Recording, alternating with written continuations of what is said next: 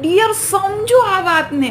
જો તમારો બોયફ્રેન્ડ તમને એવું કહેતો હોય કે 300-500 રૂપિયામાં મને બાર પણ જિસ્મ મળી રહે છે, પરંતુ હું તારું જિસ્મ ઈચ્છું છું કેમ કે હું તને બેહદ પ્રેમ કરું છું, આ વ્યક્તિ ઇનડાયરેક્ટલી રીતે તમને બ્લેકમેલ કરી રહ્યો છે કે હું ધારું તો બાર પણ જઈ શકું એમ છું, પરંતુ મારે તારી સાથે સૂવું છે.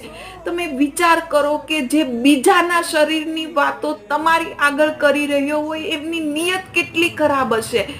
આખરે એમને કમ્પેરિઝન તો તમારી પ્રોસ્ટિટ્યુટ સાથે જ કરીને. જો તમે એને આપી દેશો ને બધું જ, તો તમારામાં અને પ્રોસ્ટિટ્યુટમાં કોઈ જ અંતર નહીં રહે.